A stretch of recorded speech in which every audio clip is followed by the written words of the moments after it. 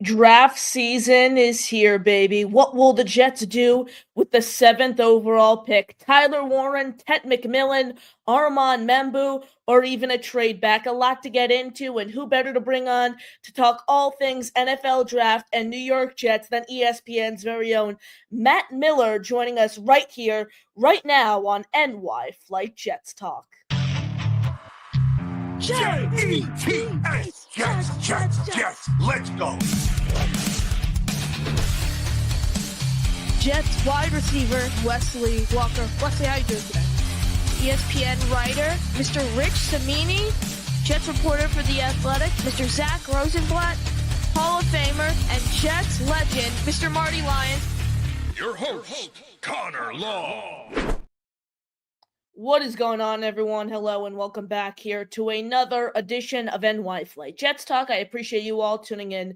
Make sure you smash that like button and you are subscribed to the channel. It's completely free and it helps us grow significantly. Can't thank you guys enough for all your support here on the show as we are on our road to 2,000 subscribers. So thank you guys as always. But joining me right now, one of the best in the business when it comes to all things NFL draft, Matt Miller of ESPN, gracing us with his presence here on the program. Matt, how you doing?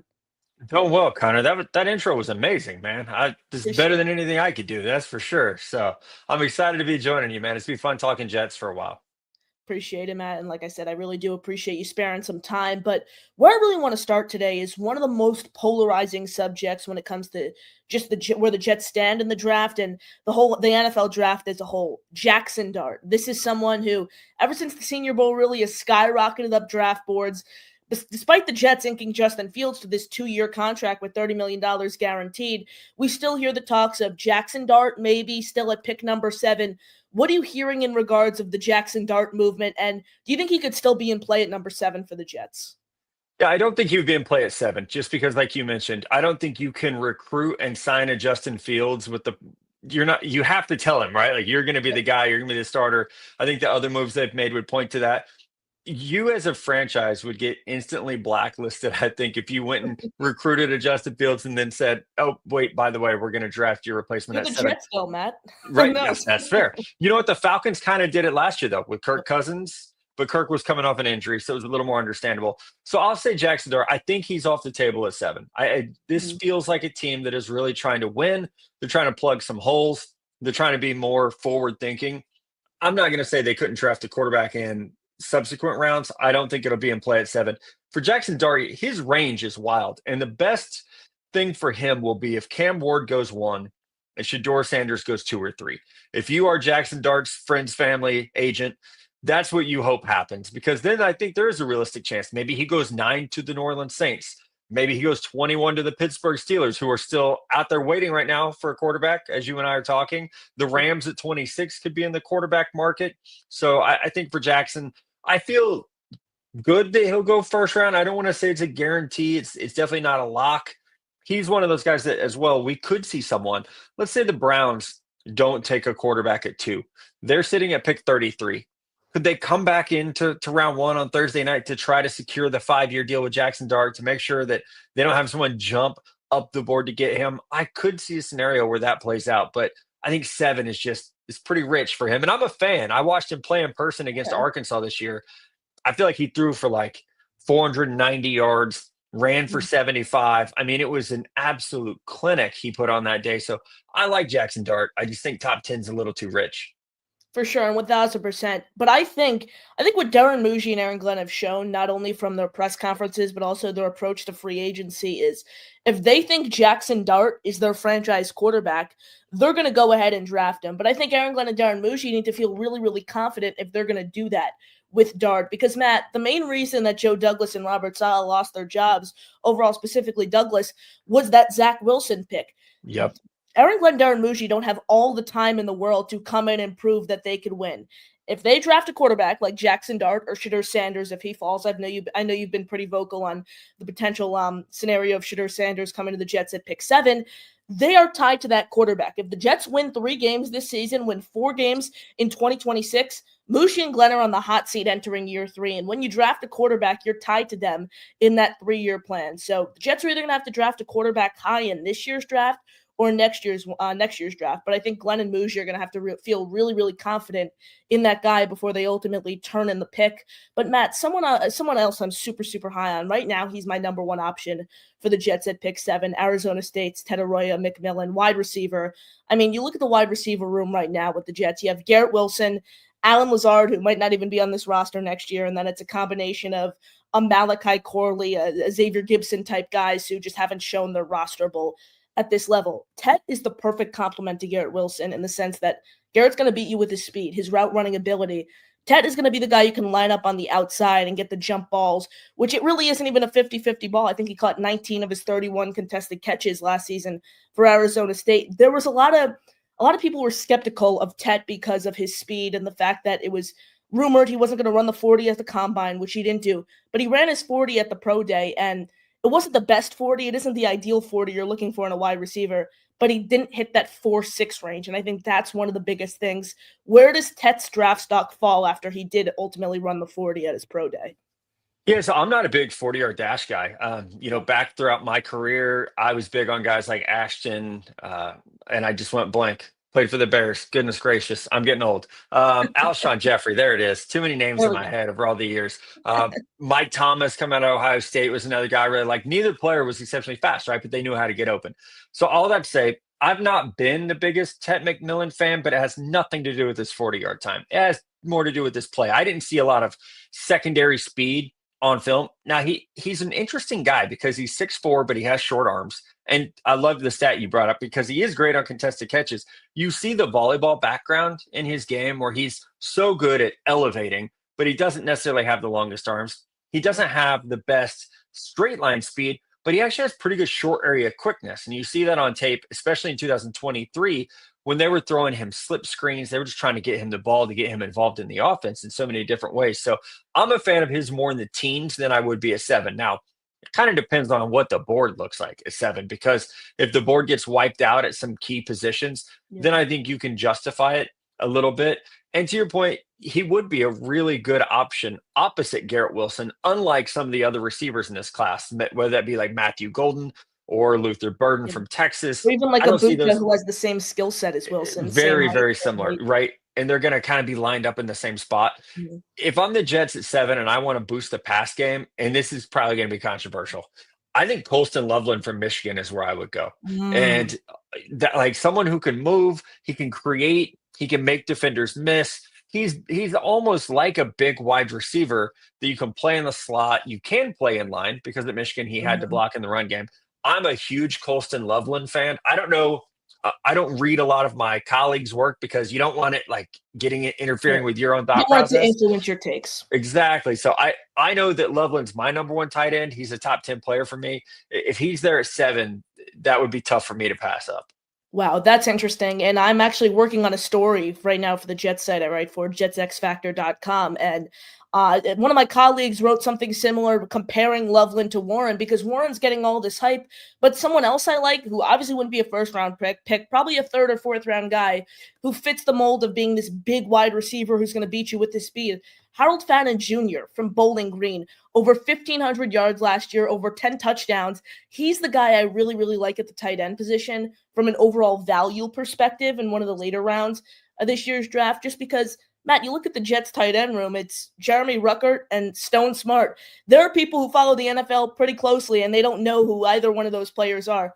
Across 3 seasons, those guys haven't combined for 650 receiving yards. That's pretty telling when Tanner Engstrand, who's the new Jets offensive coordinator, used a lot of tight ends and personnel last year with Detroit. Sam Laporta played 86% of Detroit's offensive snaps last year. You need a tight end for this team 1,000%, who's going to come in and who's going to be able to block, like you said, Loveland. And he's also going to provide you a lot of value in the receiving game. Another position I want to get into, another player specifically, Armand Membu, has the crazy combine, skyrockets up draft boards, talks he's not even going to be on the board when the Jets are selecting at pick number 7. We heard from Tony Pauline of Sportskeeda, who says the Jets are going to try to pick up Membu if he slides past the Patriots at number 4, assuming he gets past Jacksonville and Las Vegas. How do you feel about Membu potentially trying to mold into this Jets offense, given the fact Jets need a right tackle, but 4 fifths of their offensive line are solidified. Do you think he's the missing piece and he could be a great value pick for this team at number 7? So I was just at the Missouri Pro Day on Friday and got to spend a Okay. little bit of time with him. He's an impressive young man. I mean, he obviously didn't do anything in the Pro Day, but it was interesting to see the number of teams. All 32 NFL teams had representatives. Some teams, like the New England Patriots, had upper level executives even at this Pro Day, despite the fact that Mimbu and Luther Burden weren't working out. So that is very telling to me that they were willing to send high-ranking scouting officials to this Pro Day for a guy who wasn't going to work out. So I think the connection to the Patriots is legitimate. I don't know if they would be willing to go there at 4. I think it depends very much on what happens with Abdul Carter, what happens with Travis Hunter, but it's definitely in play. Now, is he the missing link for the Jets at 7? I think he's really, really good. I mean, he's ready to play right away. He's a right tackle, to me, all day. He's athletic, he's powerful, and he's still getting better. He was a true junior, so there's still a lot of development that could happen for him.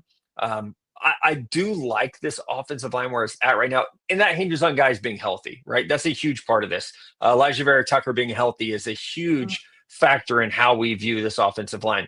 If you want to go offensive tackle at 7, to me, you have to be committed to going tight end at 42, if that's the move. And you have to love Mason Taylor from LSU, or you have to love Elijah Arroyo from Miami and feel really, really good that they're going to be there because, to your earlier point, this is an offense that scheme runs so much through the tight end. And the Jets, again, like they were talking about earlier, they need another weapon in the pass game. So at some point, if you're going to go right tackle at 7, and I love Mimbu, where are you getting these playmakers that this offense so desperately needs? Where are you getting the guys that Justin Fields needs to be effective in this offense? You need another receiver. You need a tight end. It's hard to find good wide receivers outside the first round.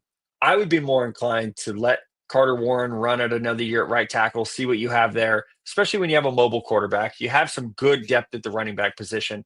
I would feel better about a pass catcher at 7 and trying to build up the offense that way. Matt, I'm going to throw a tough one at you. Right now, what you mentioned, obviously you were at the Combine, you were on the official Jets podcast, you were at Missouri's Pro Day, you've been at a lot of Pro Days.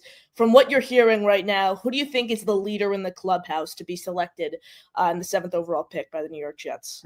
Gosh, that is tough, Connor. You're swinging for the fences here. Man, knowing where things are at, and it's tough because you've got a defensive-minded head coach who's going to come in, right? And he wants to put his stamp on things. And I think you also need that first pick to be one that, like, it's someone you can kind of hang your hat on. And this is like your calling card to some degree. Man, I know we just talked about what I would do if I was general manager. Yeah. I'd go pass catcher. I think Mimbo makes a lot of sense as like what I think they will do. And this is something I haven't spent hours thinking about what I think the Jets will do at 7. But I'll go Mimbo at 7. If I had to put $1 on it right now and with a month to change my mind, I'll go Mimbo at 7. And I think at 42, they grab one of those wide receivers. That's interesting because there's nothing against Membu for me, Matt, as a prospect. I think he's a really talented right tackle. You mentioned the age thing. Overall, he's going to be 21 come week 1 of the 2025 season. So there's a lot to like there, but I just don't see the overall value with that pick. I want someone who's going to come in, whether it's even a Colston Loveland, if you want to, quote, reach a little on him within the top 10, whether it's going with a Tet McMillan, a Tyler Warren. I want someone who's going to come in. Obviously, Membu would be a starter for this team, but I want someone who's going to come in and make that big play impact. And I think that's what you get with a pass catcher, or more so of a weapon type guy, when there are still stopgap options you could bring in free agency. Even a Kendall Lamb, who played with the Dolphins last season, who was very, very productive in pass protection. Bring him in for a couple $1 million. A Jedrick Wills type guy, $4 million, bring him in, see what he has, a former first-round pick, thrived at right tackle during his time in Alabama. So these are guys I wouldn't be opposed to, or even if you look at one of the later rounds, Ozzie Trapillo from Boston College is someone I really, really like. Can set an edge, played in a run-heavy scheme with BC. So there are later round guys in my eyes I could find at that position that you don't need to use the 7th overall pick on when you have legit playmakers on the table. Now, Matt, trading back is a possibility that a lot of fans are intrigued by. My whole thing, though, is who are you trading back with? Are there any Mhm. teams you see in the back end of the first round? Not even the back end. It could be a team with the Bears, for example, at pick number 10. Maybe they're trying to come up and secure their spot with Ashton Genty. Are there any teams you look at who are picking behind the Jets that might be interested to trade up to pick number 7? Yeah, I think it's always fun because there's not a team that's like you're trying to jump for a Yeah. quarterback at this point. So that's where it's like, oh man, who's going to trade up if it's not for a quarterback? So I look at, okay, who's right behind the Jets? Who might want to jump the Carolina Panthers? Who are going to go? I think we all expect Carolina's going to go defense pretty heavy early in the first round. I think Chicago could be one of those teams. I think Okay. San Francisco could be one of those teams, certainly. And they pick at 10 and 11. So we're not looking at those huge, expensive jumps up the board like we, sometimes get excited about when it comes to the draft, but it's those small incremental moves that allow a team to secure their guy. It wouldn't be crazy to me to see Dallas jump all the way up to 7 if they had Mhm. targeted a player. If Ashton Genty gets by the Raiders at 6, for example, I don't think we have to worry about Carolina taking him, but maybe like New Orleans could be thinking about running back. Alvin Kamara is getting older. Chicago could Yeah. definitely thinking about running back. So if you're Dallas, like trading up for a running back might seem a little crazy, but Detroit did it for Jameer Gibbs and it worked out really, Mhm. really well. So I think it's something that would maybe get laughed at a little bit until you Yeah, remember just how good Ashton Genty is for and how sure. much Dallas needs a running back. So I can see the Jets sliding back a little bit. I don't see that huge move coming, where you're sliding back to pick 14 or 15. Okay, yeah, that's interesting because the 49ers, I think, have the 11th overall pick this year, and they have 11 draft picks. And they're Mhm. after trading Deebo Samuel, they could still even potentially try to come up a couple spots if maybe a guy like Ted McMillan is to fall because Brandon Ayuk, another guy, 6 foot, gonna beat you with his speed, gonna beat you with his route running ability. Tet could be a compliment there. If you want to beef up the trenches, I think Mason Graham could be a really, really solid option to clog up the middle if he's on the board when the Jets are at pick 7. A team I did look at though, Matt, as they're late in the first round, somewhere in the mid-20s. The Tampa Bay Buccaneers. I'm thinking a Will Johnson, Jahdae Barron type guy. They're on the board at pick 7. The Buccaneers really don't have any cornerbacks. They lost Carlton Davis a few years ago. Jamel Dean is looking like their CB1 entering this coming season. Maybe they want to go up and make a move because they're a couple wins away from making the Super Bowl. This is the team that has a quarterback in Baker Mayfield who they recently signed to a long-term deal. You have Mike Evans. You just re-signed Chris Godwin.